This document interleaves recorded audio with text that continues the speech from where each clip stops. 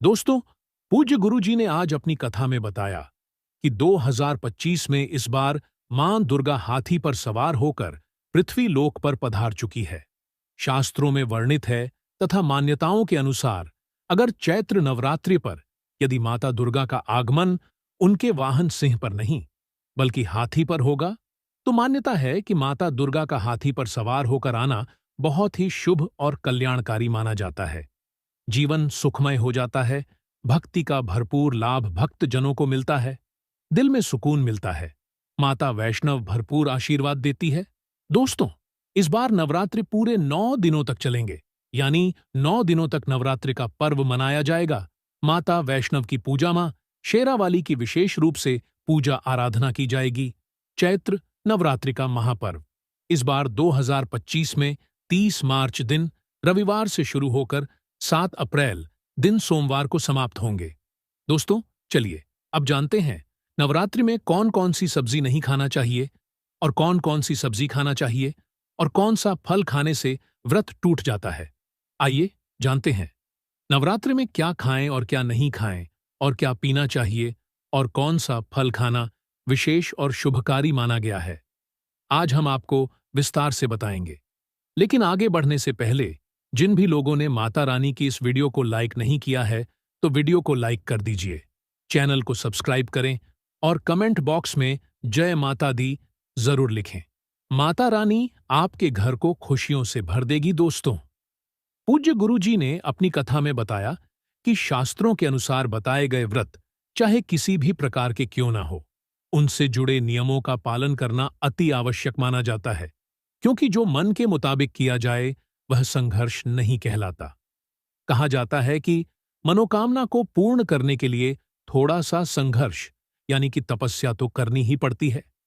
इसीलिए ऐसी मान्यता है कि व्रत को पूर्ण विधि विधान से किया जाना चाहिए, तब आपको व्रत का पूर्ण लाभ फल प्राप्त होता है, अति उत्तम और शीघ्र दीर्घायु वरदान प्राप्त होता है।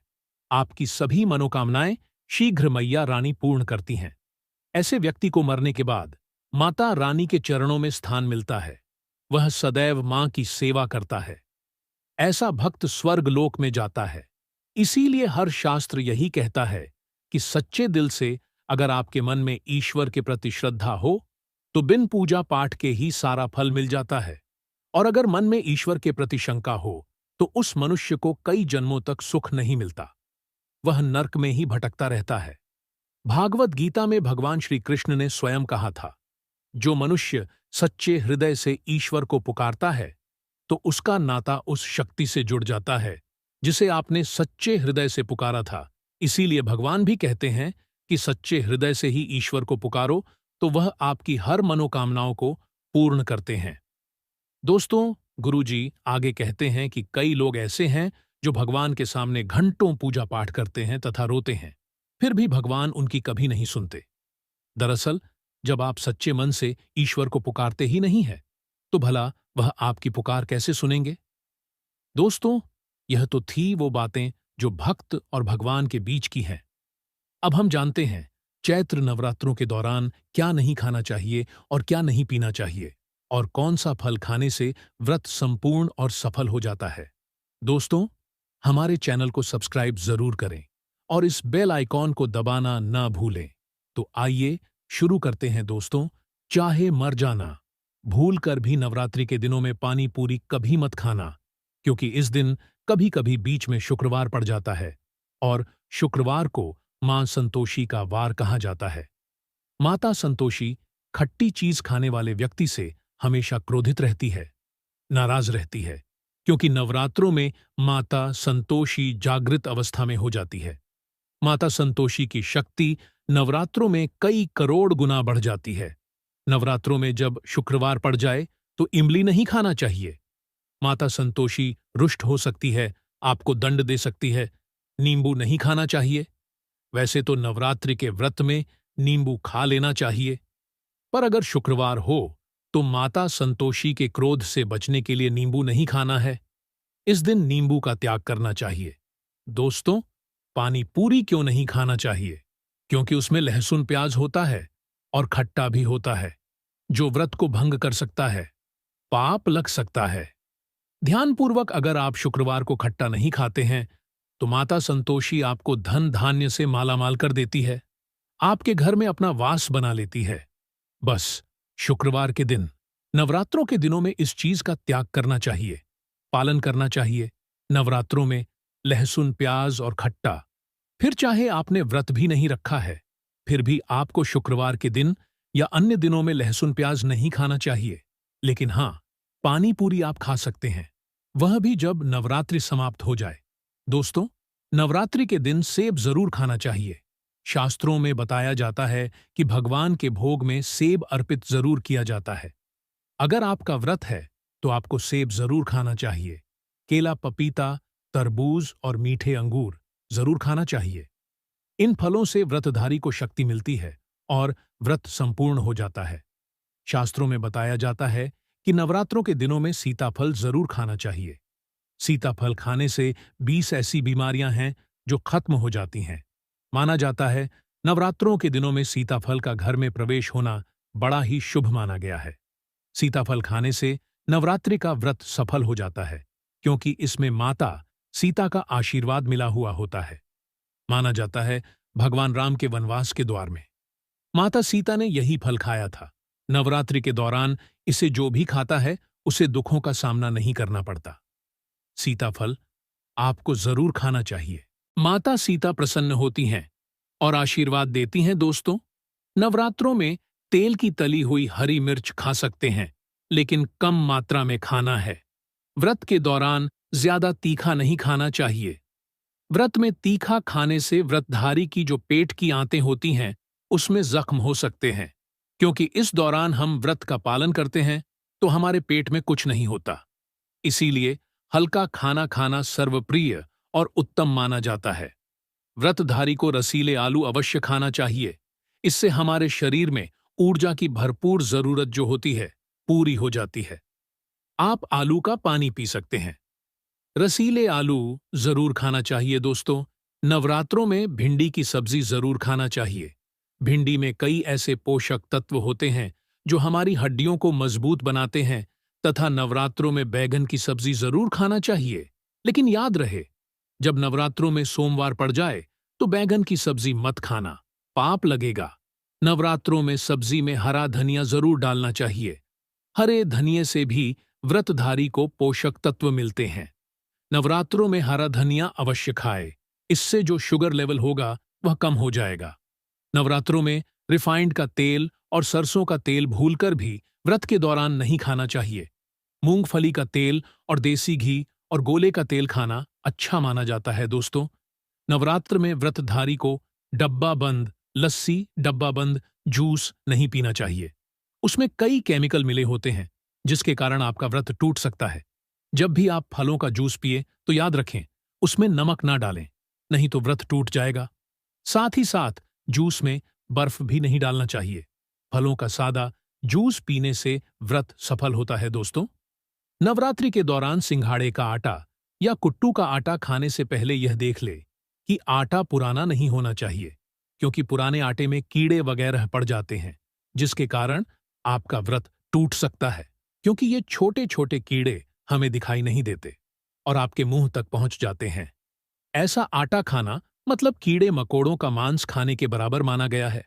दोस्तों, नवरात्रि के दौरान आप शाम के समय खाने में दही ले सकते हैं, आलू वगैरह खा सकते हैं, आलू के चिप्स खा सकते हैं, साबूदाने की टिकिया बनाकर खा सकते हैं, साबूदाने की खिचड़ी खा सकते हैं, आलू के पापड़ भी खा सकते हैं। कई सब्जियां तो ऐसी है जो नवरात्रि के दौरान भोजन में शामिल कर सकते हैं। इससे आपको एनर्जी मिलेगी और व्रत सफल हो जाएगा। नवरात्रि के दौरान आप दूध पी सकते हैं जो आपको ताकत देगा। चाय वगैरह भी पी सकते हैं। एक बात का ध्यान रहे, व्रतधारी को पेट भर खाना यानी गले तक भोजन नहीं करना चाहिए, नहीं तो व्रत रखने का कोई भी फायदा नहीं होगा। थोड़ा थोड़ा खा सकते हैं। दोस्तों, नवरात्रि के 9 दिन आदिशक्ति मां दुर्गा को समर्पित होते हैं। नवरात्रि के 9 दिन माता रानी के 9 अलग अलग स्वरूपों का पूजन किया जाता है। नवरात्रि के 9 दिनों तक माता रानी को अलग अलग स्वरूप के हिसाब से अलग अलग पुष्प, अलग अलग भोग अर्पित किए जाते हैं। लेकिन क्या आप जानते हैं, कुछ ऐसी वस्तुएं हैं जिन्हें नवरात्रि के दौरान भूलकर भी माता रानी को अर्पित नहीं करना चाहिए? अगर इन वस्तुओं को आप गलती से भी माता रानी को अर्पित कर देते हैं, तो आपको व्रत और पूजन का पूर्ण लाभ नहीं होगा। इसीलिए माता रानी की कृपा प्राप्त करने के लिए आपको यह जानना अति आवश्यक है कि वह कौन सी ऐसी वस्तुएं हैं जो माता रानी के पूजन में भूलकर भी इस्तेमाल नहीं करना चाहिए। तो आइए मां का जयकारा लगाते हुए वीडियो को शुरू करते हैं। दोस्तों, नंबर 1, नवरात्रि के दौरान शादीशुदा महिलाओं को सफेद कपड़े पहनकर पूजा पाठ नहीं करना चाहिए। साथ ही साथ काले कपड़े भी नहीं पहनना चाहिए। इससे पूजा, व्रत आदि खंडित हो जाते हैं।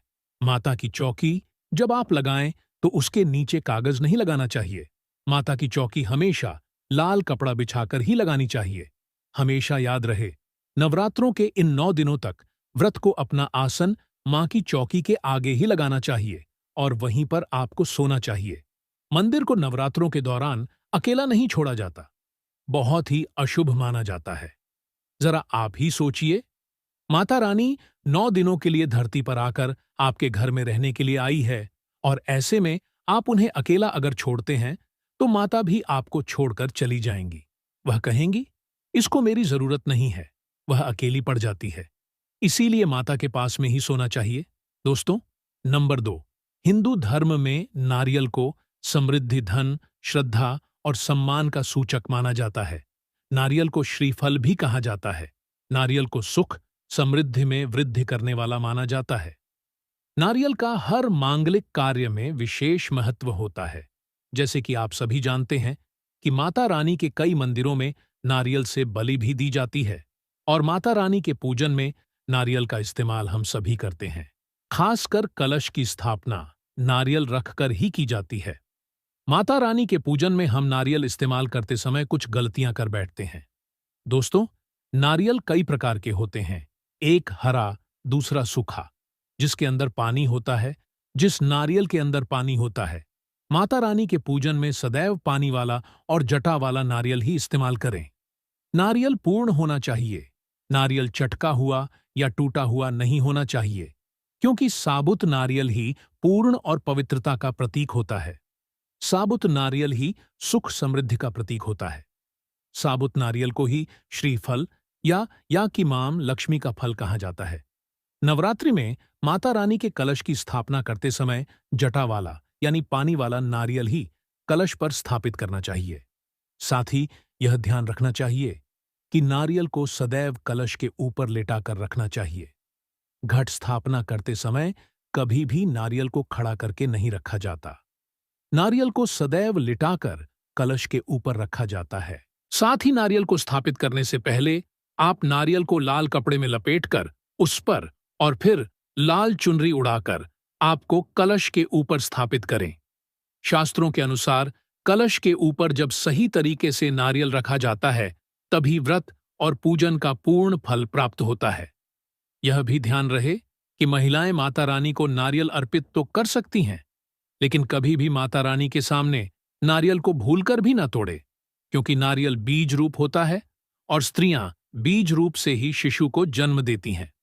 इसीलिए कभी भी महिलाओं को नारियल नहीं तोड़ना चाहिए। दोस्तों, नंबर 3, लौंग।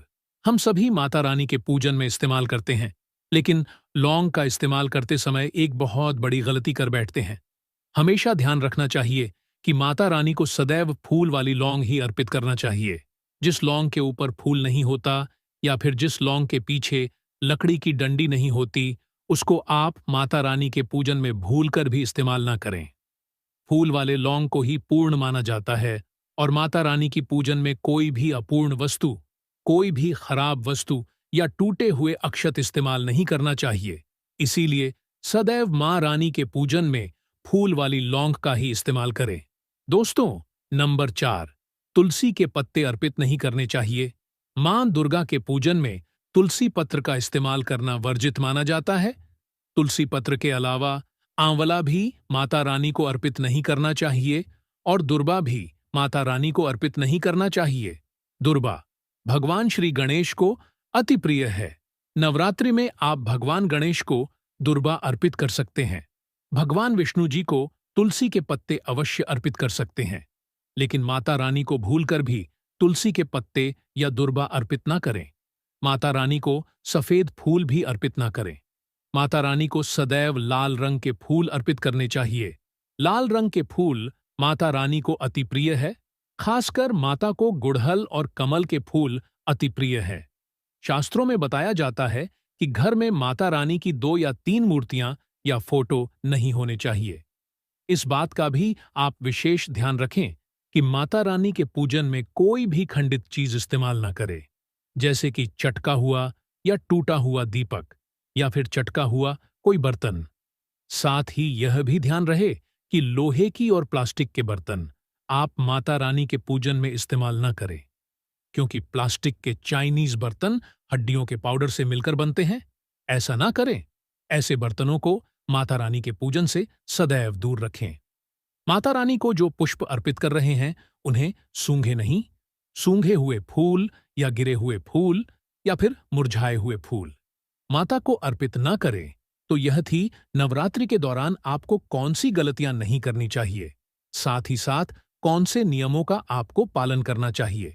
यदि उपाय से जुड़ी जानकारी अच्छी लगी हो तो वीडियो को लाइक और चैनल सब्सक्राइब करें और कमेंट बॉक्स में जय माता दी जरूर लिखें।